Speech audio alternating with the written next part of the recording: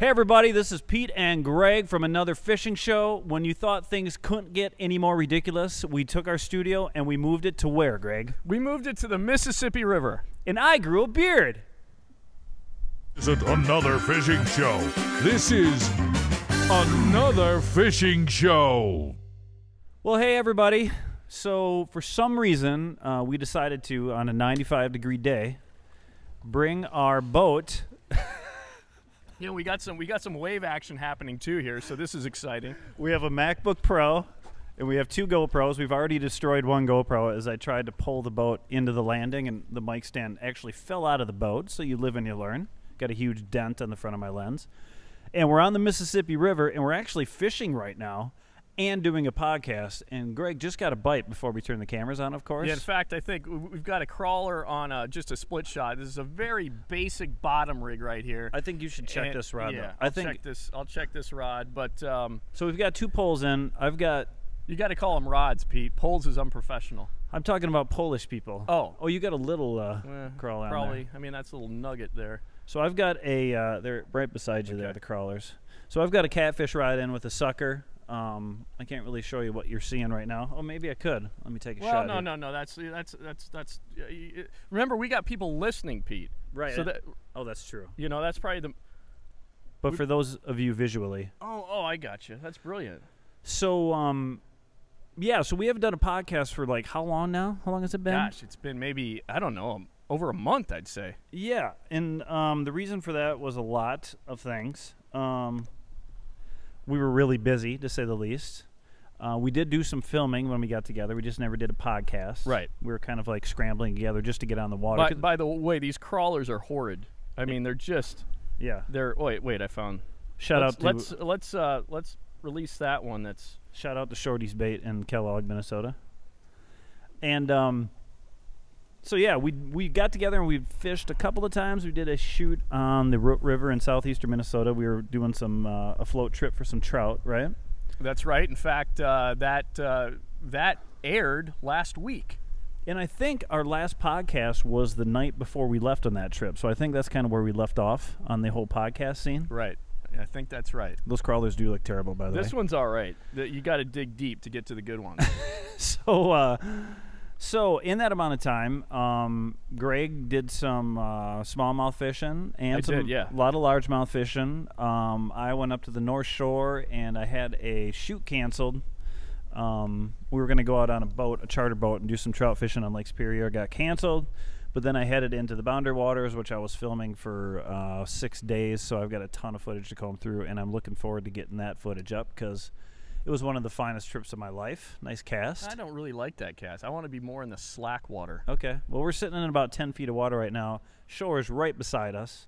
And we're going to see if we can catch a fish on a podcast. We're just kind of ridiculous. I think that might be a first in podcast history. Maybe. Probably not. Probably not. Let's just say it is. In our podcast history, for sure. Yeah, that's what I meant. So today is going to get really oppressive. So we brought all the gear for some catfishing and some bass fishing. And we're going to do a little bit of both, I think, tonight as the sun sets. But first off, I think we're probably going to head in and have a beer after this podcast because it's been so stressful. Yeah, this is super stressful. Super stressful. I don't know. That's like under the trolling. The line is now under the trolling. Oh, my gosh. Now it's in the camera. Yeah, this is fine, though. All this will work out. Okay, all right. Right on. Yeah, so you went up to the Boundary Waters. Let me put these crawlers away. So, yeah, just to give everybody a briefing on what the Boundary Waters is. In northern Minnesota, there's 1 million acres of land. I couldn't even tell you how many lakes are up there. It's in the thousands, I would guess. It's called the Boundary Waters Canoe Area Wilderness. So there's no motors allowed, no glass allowed, no aluminum allowed. And the only way you can get in there is by taking your canoe from lake to lake, pulling it out of the water, walking over these terribly rustic trails, and just going from lake to lake to lake. And then we went up there and camped for 5 nights. So we were fishing smallmouth, we were fishing pike, we were fishing walleye. I even got a lake trout this year, my first lake trout in the Boundary Waters. Got myself the Boundary Waters Grand Slam. And it was really an amazing trip. So I'm pretty stoked about going through that footage. You got it. So what? So that's a grand slam. That's a grand slam. Those are the 4 kinds of fish. If you're not counting a random perch or a sunfish, or there's really no crappie up there. I don't know. You can find some panfish up there, but it's really random. and whitefish and eel pout. But yeah, I'm going with the Grand Slam. Gotcha. So for what people consider actual game fish, you know, which I don't, but I'll call it the Grand Slam for the purpose of podcasting. So what was the biggest walleye that you caught while you were up there? You know, that's a good question. I think it was around 24 inches, but how many pounds is that? Like, what is? She wasn't. She was a girl that was like post-spawn, so she wasn't extra fat. Okay. But probably 5 or 6 pound walleye, that's maybe. A nice one. I didn't actually get a measurement. I laid it next to my cherrywood rod that's sitting right here, so I have a picture. I still have yet to measure it, but it still won me the trophy. We have a trophy up there. It's 4 guys. We have a trophy for multi-species, most species caught, largest overall fish, and largest walleye. I got largest walleye and multi-species, and then my buddy Burnett in the front of the canoe got a 40-inch pike, which you'll see in that video too. It's like full chaos. Like getting a pike in a canoe with a Rapala that's got 9 hooks on it, you know, is such a terrible situation. I believe it. It's full chaos up there, and you're terrified of getting injured up there. I mean, you are anyway, but up there, if you get injured, you've got a full day to get home, you know. So what happens if you like break your leg or something? Your buddy's got to haul you out of there. There's no telephones, you know. Planes can't fly under. You bring a satellite phone or anything? 5,000 feet. You could if you wanted to like pack in a 30-pound satellite phone. No, they're not. Well, they that have these. heavy. They have these transponders that you can bring in. Okay. That you can just activate, and then they'll find your location. Like they'll put a helicopter down or something? They must. Okay. Yeah. Every now and again, you hear choppers or float planes. Are So we getting a flying bite low. right there? Looking at the tip of the cherrywood. And the amazing part of the Boundary Waters is that there's 250,000 people use it every year. It's the most used federal wildlife area in the country. But you don't see anybody when you're in there. I mean, you rarely see anybody. So we were in Gaskin Lake, which is just shockingly beautiful. But anyway, had a spectacular time. So and the Boundary Waters are in some jeopardy, are they not? yes, this is somewhat of a controversial topic, as you can imagine. So what's going on with the Boundary Waters is there is a nickel mine. Nickel is used in your telephones. Everybody loves nickel because they love their phones.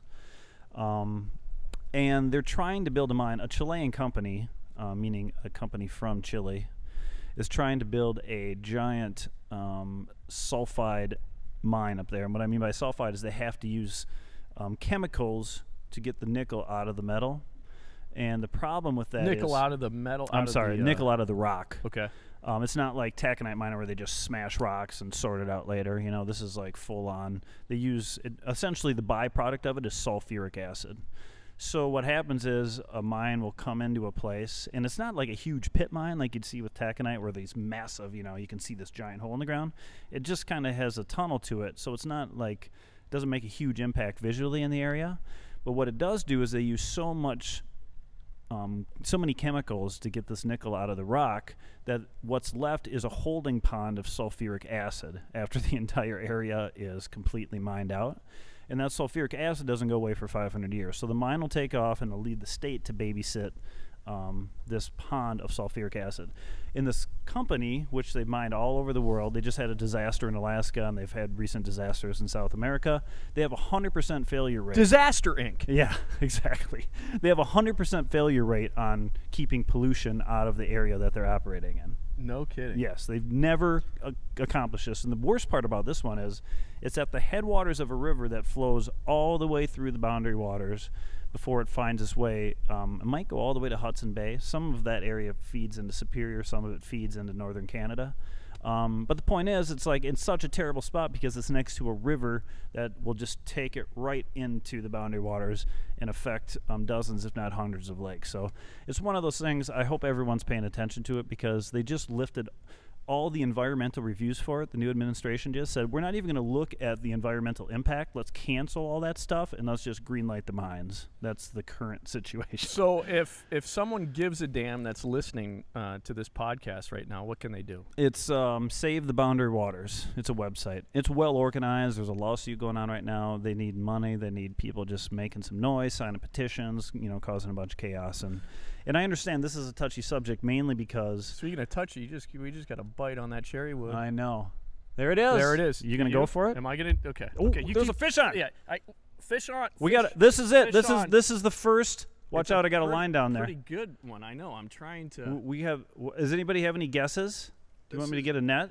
It feels like Is that a sucker? That's got to be it's that's a sheepy. drum. Drum. It's a freshwater drum. It's the first fish, not officially yet. Hold on. Now, yes, officially the first fish caught on the AFS podcast. And it really is the great hook set too. It not is swallowed. It's a miracle. It's the perfect fish for our first. It is. This is what we started our careers on down here. Yes, exactly. Right up the river in Lake City. Yeah. Oh my goodness, yeah. If you guys could smell what I'm smelling right now. Does he have a stench to him? Yes, he does. Okay. All right. Well, that's beautiful. You want to hold him? Yeah. You want to get to know him? He fought actually pretty good for a sheephead. Oh gosh. Okay. You know, Let's call it its proper name is a freshwater drum. It is actually a member of the croaker family. And we can do way better than that. We right? can, but let's get this point. Let's free the fighter. Freeing the fighter there. Release your drum, people. Release them. Yes, you that's get a native fish. You get back to rigging. We're not done here. I will, but I want to get to this. I want to end this this point here because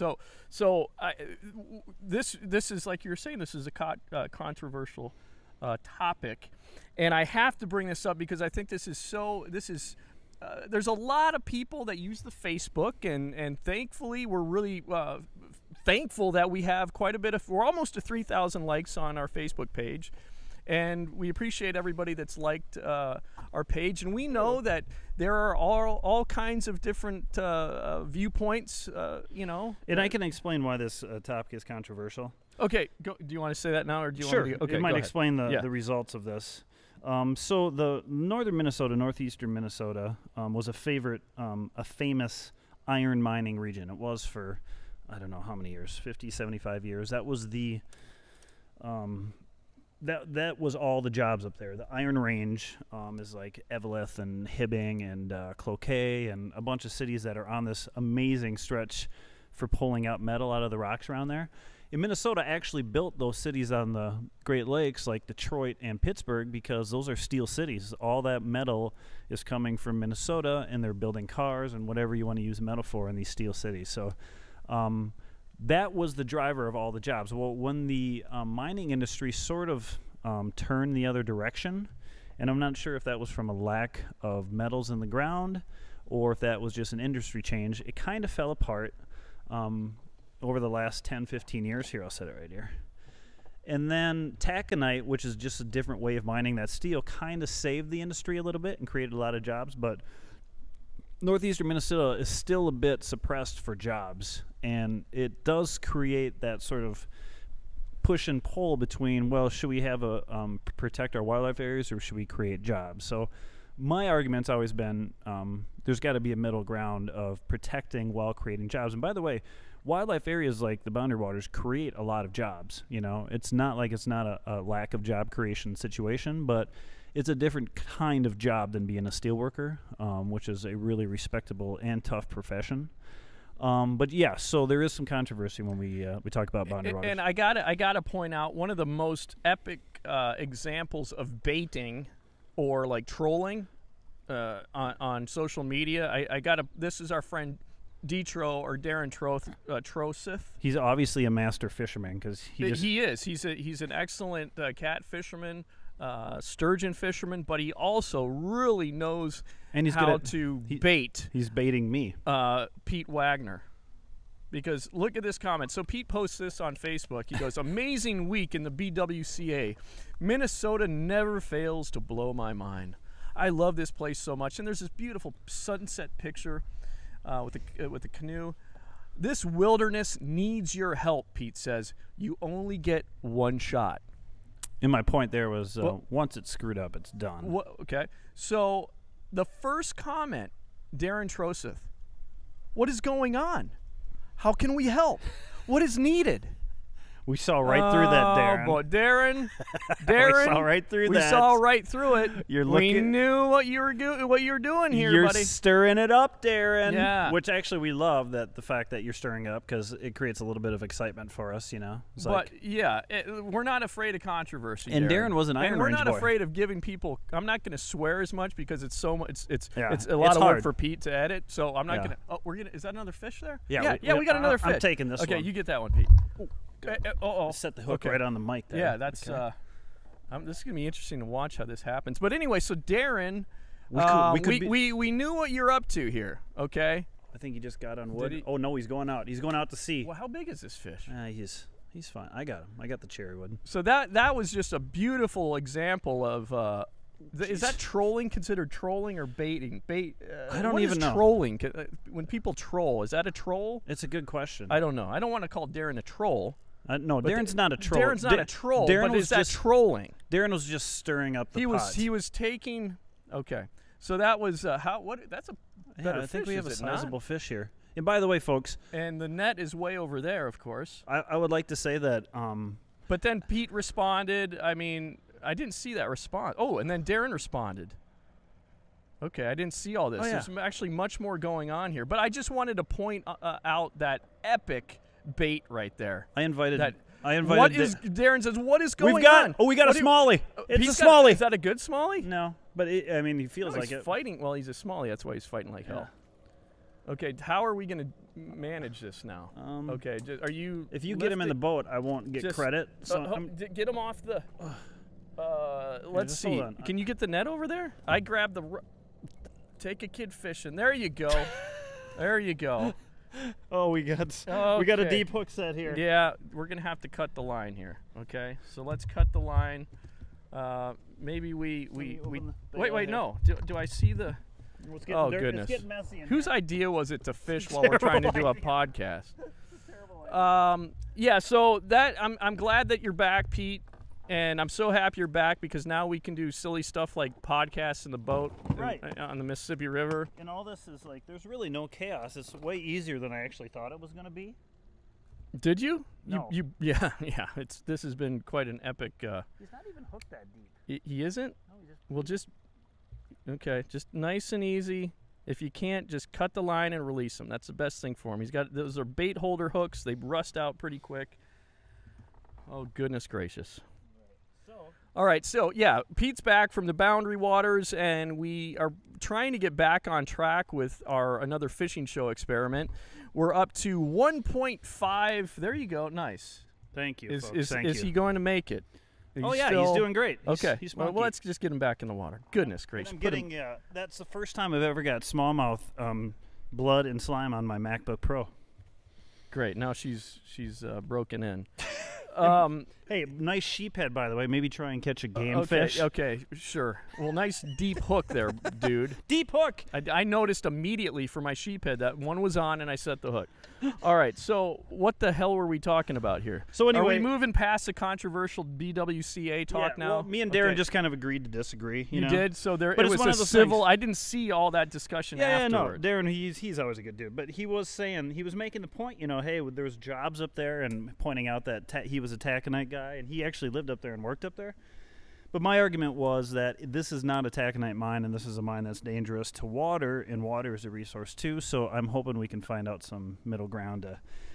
All I'm asking for is to hold these foreign mining companies accountable, because they just come in, make a couple of $1 billion, and then they pull out and leave your state with a mess. So let's look into it a bit and see if we can force those guys to clean up their own mess on the way out the door, Yeah, that seems like a really odd arrangement where they just take off. Yeah, they just come in. Is that really what happens? Yeah. They can just, we're out. So the state, to me, the only way that makes sense is if the state is benefiting immensely from them being there and doing what they're doing. And the state wouldn't just be like, yeah, sure. There's benefits to it. It creates about 500 jobs, but they're temporary jobs. Whereas the Boundary Waters has been there for, as long as Earth has been there. And now they're going to, maybe destroy it and not get it back. So it's something near and dear to my heart. A lot of people have not been to the Boundary Waters, so it's hard for them to relate to. Why am I protecting this piece of land I've never been to? You've had spiritual experiences there. I was so zen coming out of that place. You just don't hear a motor, you don't see another person. You get up. You came out with facial hair. I came out with facial hair. Yeah, now I have a beard, which is pretty awesome. I was actually on a 2-week vacation. I did not bring my razor, and then. My wife even green-lighted my beard. I'm like, all right. Well, I think it looks good, man. Do you want me to shave this thing off? And she's like, oh, I don't know. You can try. What's funny is we kind of have gray area in the same parts of our beard. And I actually ordered a beard trimming kit from Amazon.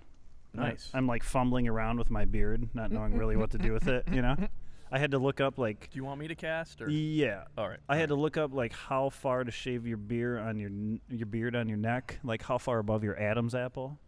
Did you just see that fish come up right? We've got a bunch of bait fish right at the bow. This is a current break right next to us, and there's a bunch of bait fish taking refuge, but there's other game fish that are also taking refuge and preying on this bait. I can't believe so that's where we're casting. I can't believe this cat rod hasn't seen any action yet. Yeah, I don't know. I have no idea what's happening there. But I mean, of course and what I was saying about the Berkeley cherrywood, this is a Berkeley cherrywood.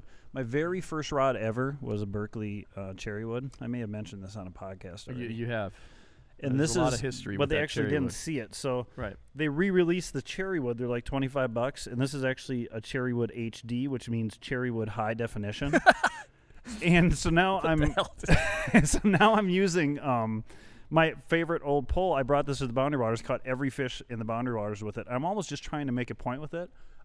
It's a 2-piece rod, and it's kind of whippy, but it's kind of perfect at the same time. I don't know. I just kind of love a rod that's got a big bend in it when I'm throwing out live crawlers, because you can see a nice tap on them for whatever reason. But dude, there was a time when Berkeley, they were my favorite rods. They were the king. Like there was a Berkeley Air. Do you remember the Berkeley Air? That was my first trout Dude, rod. that was a badass rod. Yeah, it was amazing. And then there was a Berkeley Series 1, Series which 1s. was a great line of rods. And then they just all of a sudden started sucking. No, they did. And you know, this brings up another point. The other day I was paging through a fishing magazine, you know, and then I saw an ad for hooks, you know, and they were bragging about the fact that they were the sharpest hooks yet. I don't even remember the company. Okay. But my question is here, how much sharper can hooks get? Well, what's so interesting about that,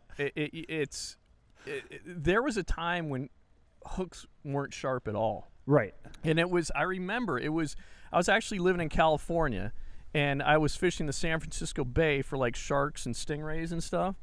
And there were these hooks back then. They weren't widely, I almost said wildly. It's all right. Widely available, and they were called gamakatsu. Yep, which everybody seems to know now, but back then, this was the early 90s. it was like a saltwater hook back then. Yes. Yeah. And I was using octopus hooks for sharks and stingrays. It's Right. basically a catfish rig, just a bottom rig, right? And I was so blown away by how damn sharp these hooks were. And then all of a sudden, like bass guys, it started like getting into the bass were like, oh my gosh, these hooks are so sharp. And then Mustad was like, uh-oh, we better start making really, really sharp hooks. Right, high and end. now, yeah, like with the exception, I mean, Eagle Claw has trocar, and those are very sharp. So it's funny, like just about everybody makes a very sharp hook now, which is great. Right. But it's funny to think before, you know, the 90s, hooks were really pretty bad. Right.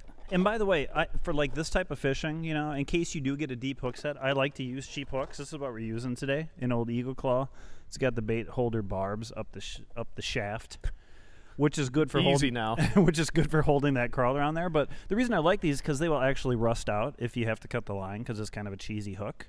But with those newer hooks, they're not going anywhere. I mean, I know. I do love how sharp these new hooks are, these stainless steel, whatever the hell, you know, hooks.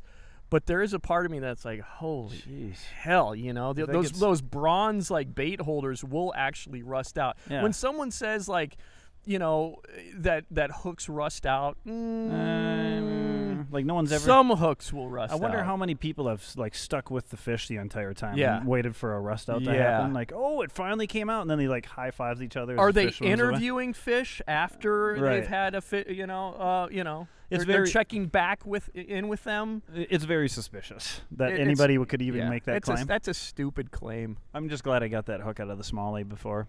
But Yeah, you might get hate But my mail. overall point here is like people keep talking about how sharp their hooks are.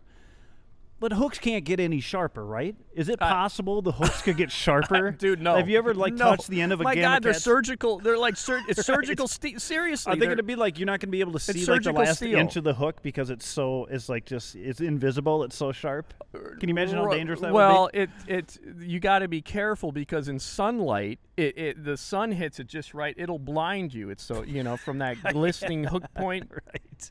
So I just laughed when I see the sharpest hook yet. Well, okay, I mean, I'm pretty sure every other hook would hook You anything. look at it and you bleed. Right. It hurts. It hurts to look at this magazine ad. You know, I thought that was funny because as I'm reading the ad, I'm like, oh, I should get these hooks. They say they're the sharpest hooks of all time. And then I'm thinking, what hook in my tackle box is not dangerously sharp? Oh, dude. You know? It's crazy. Yeah. Yeah, that technology. Excuse me. Yeah, we're sorry about the train traffic.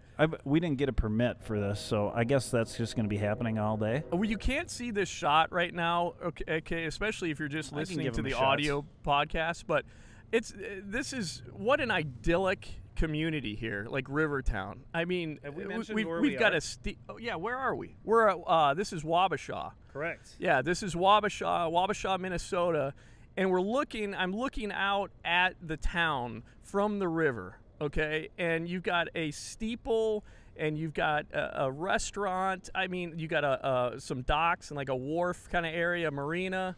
I mean, it's one beautiful. Of the, it's absolutely, it's one of the things I love, so much about fishing is that you see, very Americana, like what images like it's a this. river town. It's a river town. And if you've ever seen Grumpy Old Men 1 and 2, it's Jack Lemmon. Is that his name? Yeah, Jack Walter Lemmon. Matthau, and I can't think of her name. I should know it. But anyway, the director used to vacation here, or he used to be at his grandparents' place that lived in Wabasha in the summers.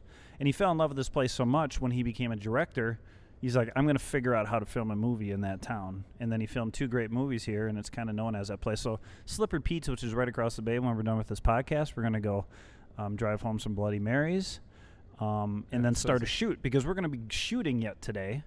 Thinking either catfish or bass, or maybe both. Yeah, and to recap, what happened as we're pulling in. So we're trying to set up, we have all this equipment in this boat. The whole thing's ridiculous. The river's up, fairly dangerous. The landing is flooded. We had to wade through water just to get out to our boat full of electronics. And, I set up everything, but the boat's still on the trailer. And as I'm backing the boat in, I realize I'm kind of crooked, so then I put it in drive and kind of pull forward, not really thinking. And then one of these mic stands flipped all the way out of the boat, and the GoPros that are on these mic stands landed face down on the glass of the GoPro and just totally killed one of my GoPros. So that was kind of a rough way to start the day. Yeah, I'm actually pretty impressed that you're positive right now. Well, what can you do? And by the way, Aaron Anhalt, who sent me a GoPro, that was not your GoPro. Oh, I was gonna say. Whew. Yeah. But that was one of my favorite GoPros, because these have good mics on them. We say it before. The new ones are waterproof. The GoPros don't sound as good, but these have decent mics. Yeah, I got to tell you, that's something really that I've found since we started using GoPro chesties, and we kind of done it a bit under protest, but or busties. Or busties. Yeah, we like the term busties, but it is interesting. Like the Guggen Squad using these GoPro chesties, I understand really why they like using the GoPro chesties, and particularly the Hero 3 or the Hero 4 cameras, because the new Hero 5s and Hero 6 GoPros have absolutely atrocious audio, okay? If you want audio off the camera, and typically we're not using any audio off the camera until we started doing the chesty stuff, the busty stuff here recently. Or we need a multicam and need a decent sync, it does help. Right. Yeah. But what is really incredible about is how good the audio is, especially when you have the GoPro on the chesty. It's right where you would have a lavalier wireless mic. Yeah, and so you're talking, it kind of acts as if the GoPro is, obviously it's a camera, but it's also acting like a good audio source, right, because your mouth is right there. And so I've been really impressed with how good the audio is. Yeah. And they can get screwed up by wind a bit, but again, when you have them on your chest, there's like a protection there. You can usually find a way to stay out of the wind and keep good audio. So pro tip, don't be afraid to pick up a Hero 3 or a Hero 3 Plus, because if you want to not deal with wireless microphones and want to just stick one of those on your chest, it's great. And the newer GoPros will disappoint you with the sound of the audio. So. Yep. Pro tip, everybody. Pro tip, that's the pro tip of the week. Sponsored by no one. Thanks for listening. I wanted to tell you a little story. So I've been doing a little bit of kayak guiding, Pete. Yep. And I did my first kayak guiding trip. It would be 2 weekends ago? Yes, 2 weekends ago. As this airs, it would be 3 weekends ago. But guiding can be very stressful, because on this particular trip, I took 4 women out, on kayaks. Oh they my all God. had they all had their own kayaks. I have my kayak and I have a trolling motor, but they paddle. Okay, so That's a pretty good paying gig, though. You get all 4 of them, huh? yeah, it's a good gig, especially if I enjoy being out on the. Are we getting another bite yet? Is that me? That's me. you. That's you. me. I don't think he's hooked up yet. Okay, I'm just going to set the hook and whiff. Should have waited. I should have waited, but I didn't want the fish swallowing it. I hear I'm just gonna You just might. gonna You cast could it probably right- fatten that crawler up a bit. yeah. Let me just make a couple Here, more. I'll hold the rod. You grab the crawlers. Are they still out? You want me? No, I have them. You don't think you want to put another one on there? No. Let's just. I got to finish my point here. Okay. I think we can get. I mean, a carp would eat this. Come on. That's You true. don't need to get too crazy. I want a cat on there, though. Well, a cat would. A I cat don't on know. 6-pound tests. Yeah, that'd be very sporting. So let me just make this cast. I can maybe do 2 things at once here. But so I had the river that I guide on is the Mississippi River around Clearwater, Minnesota. Okay, It's so a different river. It's a up there. different river than where we are. It's above all the locks and dams. Yeah. Much more. It's a wild river. It's wild. It's a little shallower, a little swifter, full of big smallmouth bass. That's what I'm typically guiding, doing kayak guiding. That's what I'm doing. But in this particular, the river was so high that we couldn't do it. Okay, so we had to go to a lake nearby. And so it was hot, okay, and the water temperature got to the low 80s. Okay, this natural lake full of big bass. Let me tell you, this lake has got some big bass. Oh, wait, in you it, were on a dude. lake with I was the on a kayaks? lake. We had to take them okay. because the river was too high. You got to keep up with me here. Gotcha, sorry. Okay, so the river was too high. We went to a lake. This is like my backup plan. I almost think we already had a bite there. Did you see that? I got this. Okay, you got that one. So, I took these 4 women out on this lake, and the fishing was so tough. Usually you don't have to just beat your brains in to try to catch them on this lake, and unfortunately this lake, we were having to bash our brains in, okay? And I gotta tell you, dude, this is something new to me here. They didn't catch anything. And I caught 3, and typically I do not fish when I'm guiding, okay? Right. But I had to kind of show. I caught him on a Texas. Is this interesting? This story? Yeah. Okay, good. I'm curious about this Okay. because Yeah. this brings up a lot of points about the perils of guiding. Mm-hmm. And part of the reason you don't want to fish is because you want to be like the only guy that catches fish when nobody No, else that's- catches fish. And the other thing is, well, if you guys aren't catching fish, I'd like to show you that it's possible That's to why I catch did fish. it. That's why I did it. Right. That's why I did. So these 4 women, they didn't have that much experience bass fishing. Were they bait casting? Some of them were, and some of them were using spinning rods, but the fish were very they weren't really on top water, like this lake has a lot of lily pads. They weren't really wanting a frog, and so that was out of the question. And then chatterbaits can work, but they weren't in a chasing mood, so I'm like, okay, we're gonna have to just this lake has a ton of milfoil in it. So Did you have them throwing top water for a while? yeah.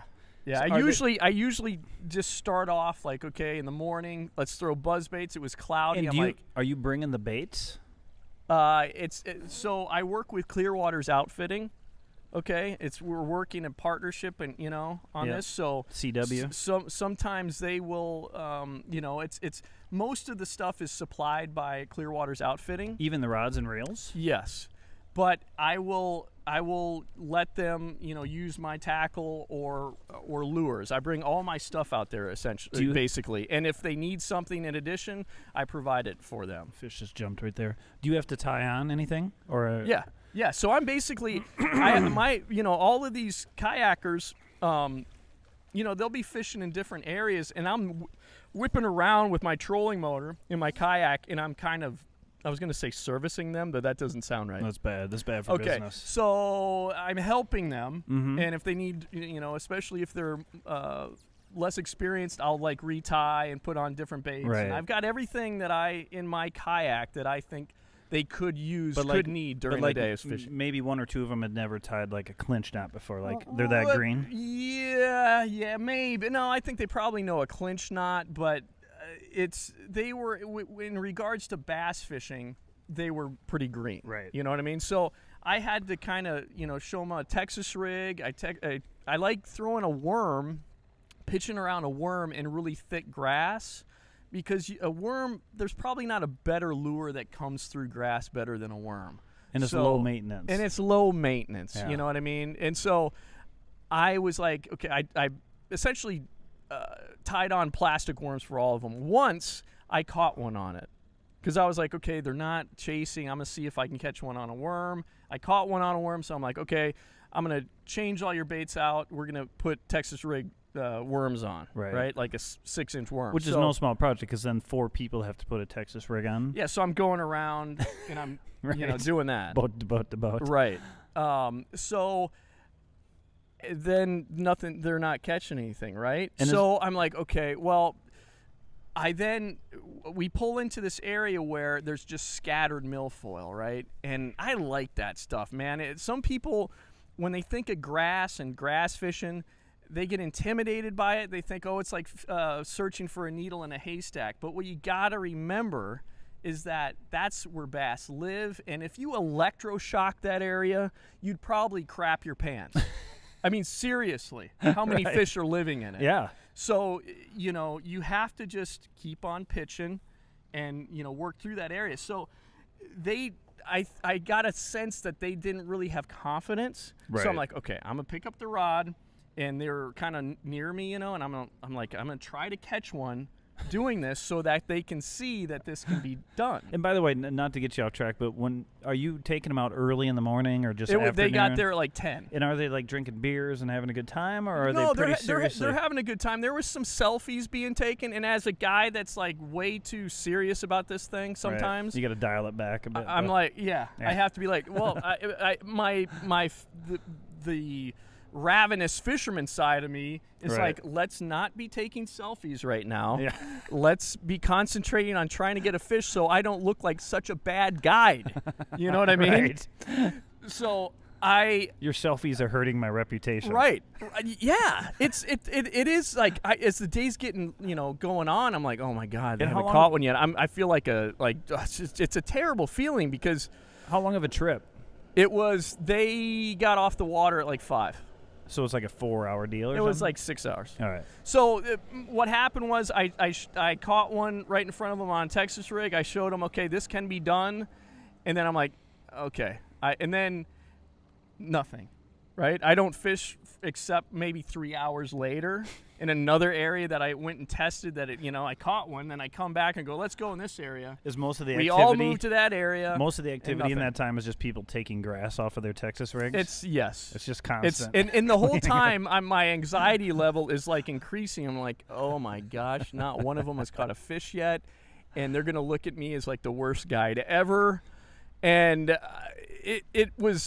that had not happened since I started this endeavor, no one caught a fish. So it was... how many times have you done it on a lake versus the river? That was the second time on the lake. And that's trickier. On a lake, they're just moodier, Yeah, I mean, it can be really tricky on a river, because it can kind of be like in a kayak, your positioning can be very difficult. But, this lake that I took him to is really, really good. Like I said, there's a lot of fish in it, but any fishery, man, it could be the most incredible fishery. Every fishery can be off, and so that's what happened. And I did the best I could, but I still felt like a failure. Right. I can't imagine the pressure.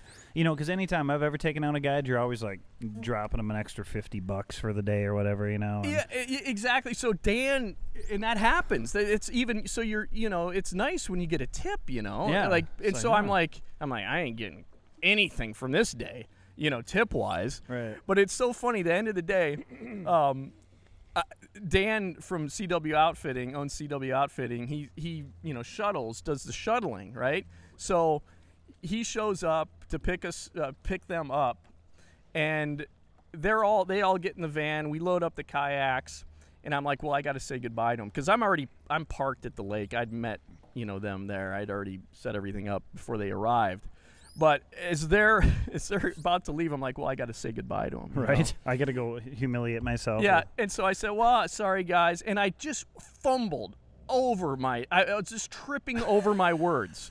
And because I was, Shame. I was just, I was just like, and then I remember they looked at me like, just go away, right? And I remember as the doors were being shut, walking away, just going, God, I'm an idiot. And that is the life of a guide. Yeah.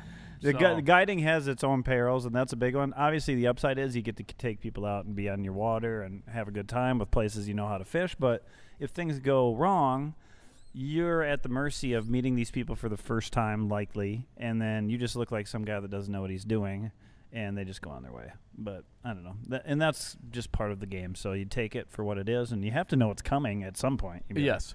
It's going to be one of those days. Yeah. And to expand on Mississippi news, because we only have like 7 or 8 minutes here. We got to roll. Time flies, huh? When you're catching fish. It's amazing. So they're talking about taking out 3. Are we getting controversial again? I don't think this is controversial. Okay. If you're a fisherman, it shouldn't be. Well, maybe it is, I guess. You know what we need? We need to talk about one other thing, too, after this. But they're talking about taking out how many dams was it on the Mississippi River? The Corp of Engineers is discussing this because they don't use them for anything. 3. It's 3, right? Potentially 3. It's like the first 3. It would be 1, 2, and 3 on the Mississippi. So essentially the dam downtown and working down from there. And then returning the upper Mississippi through Minneapolis to a wild river, which is what it's like where he guides, where in the summertime you can wade across this river. It's really rocky and really swift. Be really great for tubing and kayaking. And I have to say that I absolutely love this idea because right now it's just kind of a silt-filled river that creates some fabulous fishing. You're gonna piss some people I'm gonna off. take, especially like cat guys are like, oh my God, we're going to take our pools. And here I am sitting in a giant pool created by Lock and Dam. So I get it. You but damn hypocrite. I can only imagine how cool it would with be. your nickel and your cell phone. Minneapolis is one of my favorite cities in the world. And to see like a wild river crashing through that, I think would be fabulous. Not that there isn't right now, but St. Anthony Falls isn't exactly like it was from day one. It's kind of a, I don't know, crafted sort of falls now, if you will. It'd be cool to see that back to its natural state. But anyway, so what did you want to talk about? We got one topic left. Oh, yeah. No, I'd like to get one more fish. Go ahead and talk. I'm going to check our crawler. Yeah, check the crawler. So we went on a really and this show is aired, Pete, okay, that I'm talking about right now. Actually, we're dropping it tomorrow. We got a fish on. Do you? Is it you? Seriously? Yeah. He's been on there for like 8 hours. Oh, my gosh. He hasn't even – this is – oh, my. We might have to cut the line on this one. I'm guessing this is why – This is feeling sheepish. This is why we use cheap hooks. Yes. It's just like a lazy sheephead. Like he's not – it's got to be a sheephead. Yes, I called that one. Yeah, he's bigger though. One. Nice sheephead. Thank you. Okay, and we're just going to – that's going to be a cutting the line situation. Do you need a tool of some sort? I believe that's a cutting the line there.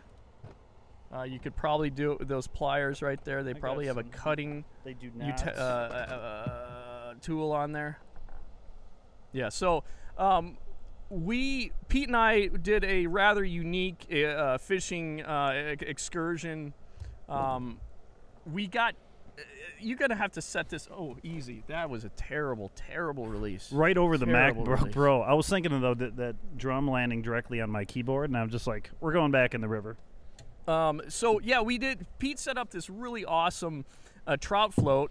And if you haven't seen this video yet, please just click on it. I mean, Pete almost dies, okay? And still recovering from injuries. And I believe I'm going to title this thing, when this podcast airs, it's going to already be up and everything, but I'm putting this up tomorrow.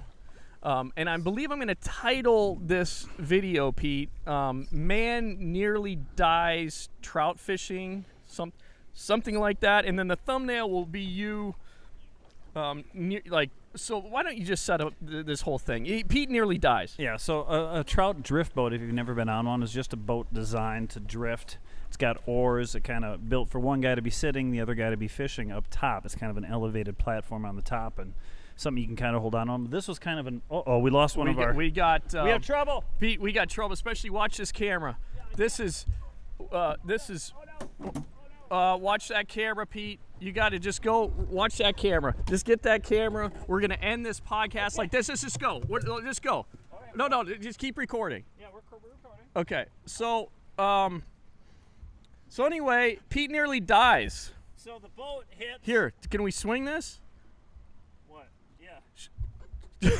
So we have audio on you. Yes. It's a cluster here. So you still should be in the frame there, Pete. Yeah, oh yeah. I'm told there's absolutely nothing abnormal going on right now. So I was on the platform of the float boat. We were trout fishing in southeastern Minnesota. And by the way, thanks, big pontoon that just drove down the river. Off!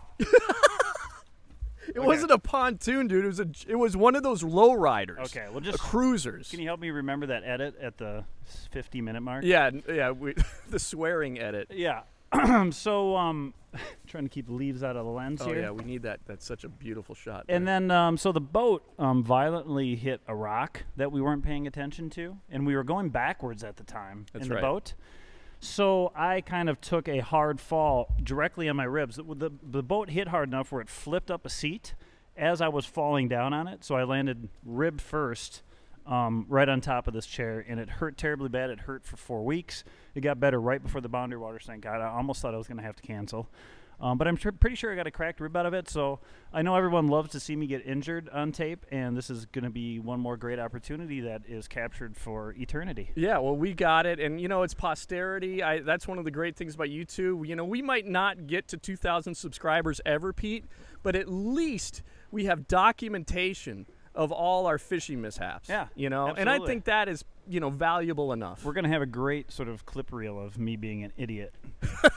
When this is all said and done. So. Should we wrap this thing up? We have to wrap it up because my arm is burning trying to hold us in place here. So everybody, I would like to thank you for listening. We're sorry we took a big break on the podcast, but we're going to try and be back. And we're going to try and get in alive without any drum slime on my MacBook Pro. And do you have anything else to say? I thank you for watching, and please subscribe. And follow us on Instagram, like us on Instagram, whatever you want to call that, you stupid kids. And I'm just going to like to say to everybody, don't leave your night crawlers in the sun. Thanks for listening, everybody. We'll catch you next time.